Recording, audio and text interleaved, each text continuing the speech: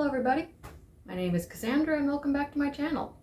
Today we're going to be doing a kind of a two-parter sort of thing. I have this lovely knife set that I'm going to review for you all.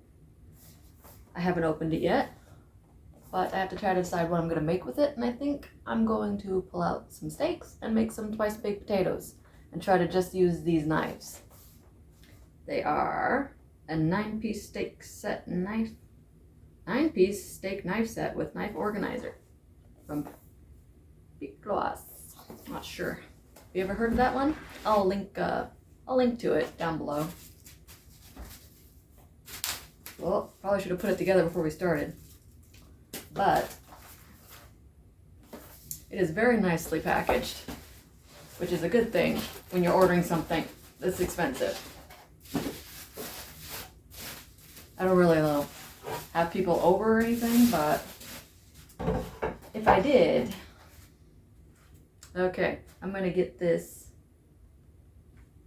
opened up, put together, get you a little bit closer to it, take a quick look, and then we'll get to cooking in a little bit. Some assembly required. As you can see, they really spent time packaging these. And look how pretty they are. Look at that. Like that design. Let me see. There you go. Look at that. So pretty. Not sure how sharp they are. We'll see.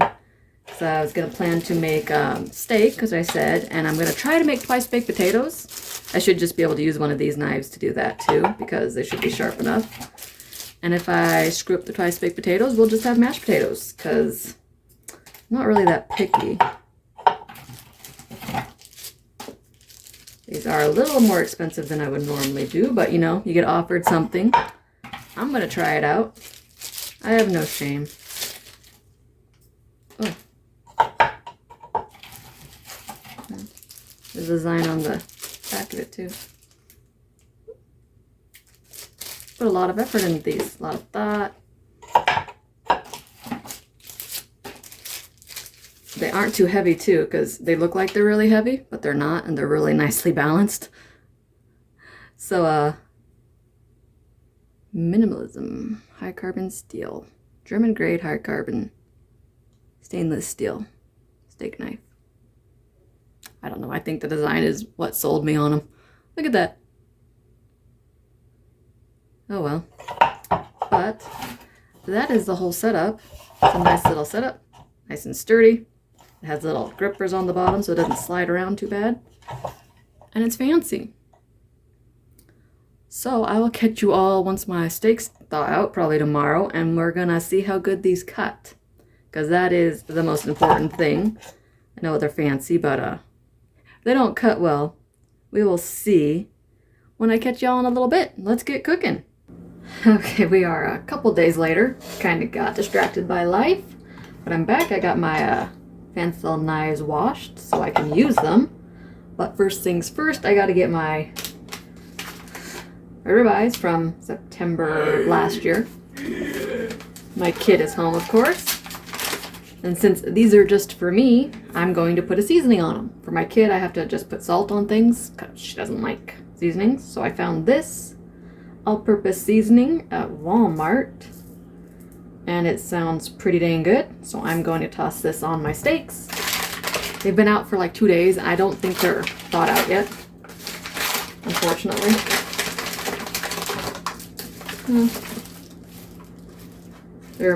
Okay, they are thawed out. I thought they weren't. So, I thought these were going to be pretty ones. Look at how nice that is. Look at my steak. Okay, give me a second. I'm going to clean up and get my hands washed. Okay, I'm going to do a nice little sprinkle of my seasoning. Hope I like it. I haven't tried it yet. I just opened it, but I think for what I'm doing, it's going to turn out pretty good. And my steaks are old, but they're still perfectly fine. I know there's a little discoloration, but I know it's still good, and that's all that matters. It was wrapped well. It was frozen totally. They're good. Just kind of what it is when you get something from a custom plant instead of a store. So, since they are thawed out, I'm going to put these in my fridge until I'm ready for them. And while I'm doing that, I'm gonna start my twice baked potatoes. I'm gonna do it. We're gonna try it. If it goes wrong, we'll just make mashed potatoes. You know, it doesn't matter. So I'm going to wash these, wrap them in my foil, and throw them in the oven until they're squishy, and then we'll come back and make some twice bakes. All right, so 3 of my potatoes are done. The other one is being weird and not cooking very fast, so I'm going to see if I can get the insides out without destroying the potato. Squishy potato. I'm gonna also test out my knife. We'll see how sharp it is. I'm just cutting the top off so I can scoop out the insides. We'll see. Oh yeah, that's a sharp knife. Also, some of these potatoes have been in my fridge for a while. A couple of them are from my food bank video I just posted recently.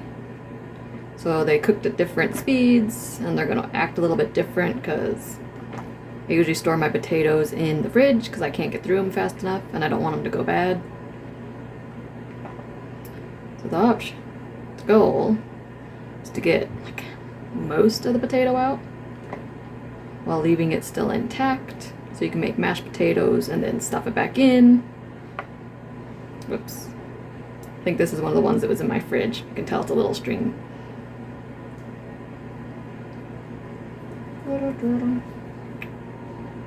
Which is fine, because I usually just make baked potatoes out of my stuff, so I don't care if the texture is a little weird. I'm going to count that as good for that one.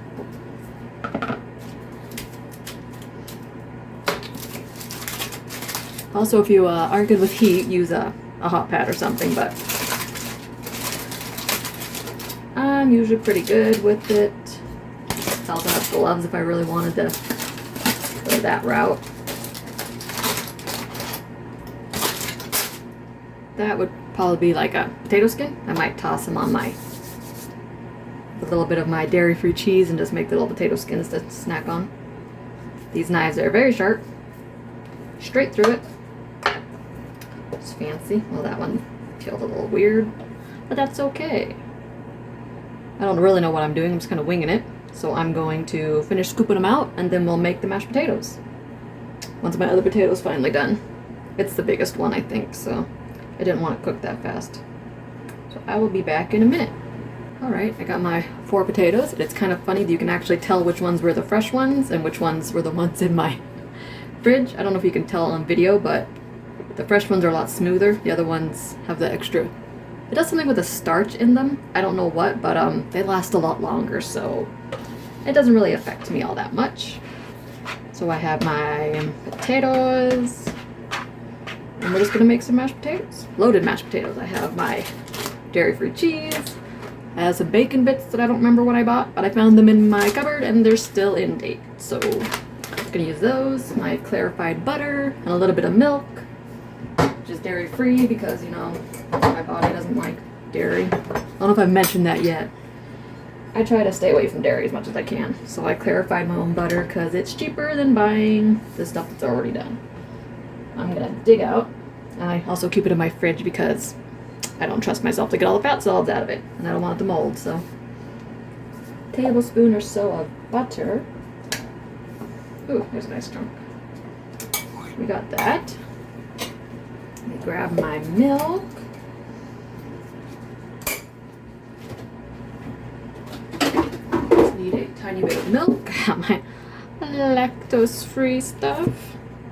It's kind of nice my kid doesn't mind it, so if I need more, I can grab more. I'm just throwing everything in, and I'm gonna mix it. My idea. Does anyone else like this stuff? It melts really good too. The new recipe they did, it does melt really well. Oh, I did not mean to throw all of that in there. Oh well, guess it's all going in there. And then I'll throw a little bit of my bacon bits. Hopefully I only get part of it. Let's see. Nice little handful. I have small hands, so put a little extra in there. Then, since it's already mashed, basically I'm gonna stir it, get it all mixed together, let the butter melt, and then we'll stuff the potatoes in a second. But I want the butter to melt, because I don't want just a big chunk of butter in one of my in one of the twice bakes. That would be a little weird, so I'm gonna give it a second to melt the butter and I'll be right back. I forgot to add chives. You can do fresh green onions if you want, but I have these freeze-dried chives that I like using. Let them rehydrate a little bit. And I also got my pan going on my stove, and I pulled my steaks out of the fridge so they could warm up a little bit. I won't make you watch me cook those because I probably do it wrong. I basically cook it for like 5 minutes on one side, flip it, cook another 5-ish minutes, and call it good. I like mine medium well too, so I know that doesn't work for some people. I was kind of hoping to have some of that cheese left over for my little potato skins, but maybe I'll just pile some of my leftover stuff on that instead. I guess we'll see in a second how much potatoes I have left over. At this point, you just stuff them back full, put their insides back in. If you really want to be fancy, you could like whip it and use a piping tip or something to make it look fancier, but I'm not that fancy.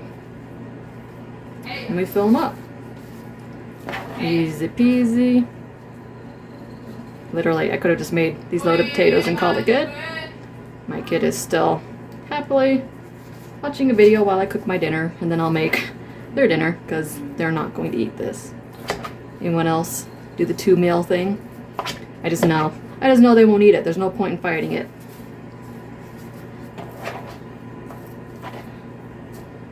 And a chunk. There's no point in fighting it. They do not like the same food I like. So, yeah. We got 4 twice baked potatoes, a little more potatoes, so I'm going to pile those on these somehow and get all this in here, and then I'm going to throw it in the oven for about 10-15 minutes just to get it browned up a little bit more, and then wait for my steaks to get done. And then we'll see how good these knives are cutting through steak. I probably also should have added salt and pepper to this, but I forgot, so I guess I will season it as I eat it, which is also perfectly fine because some days you want more salt and some days you don't. Anyways, yeah, just thought I'd throw that in there. Catch you all when everything's cooked and ready to eat. Alright, my potatoes are out. I don't really like really crispy tops, so they're cooked and warm. My steaks, I'm gonna rest them so they can cook a little bit more. They're probably about medium rare right now. Hopefully they get a little more cooked. If nothing else, I can always throw portions back on the stove and cook them a little bit more if I want to later. But I'm gonna let these rest for about 10 minutes and then we'll cut it and see how good these steak knives cut steak. I think it's almost time to eat. Got my steaks.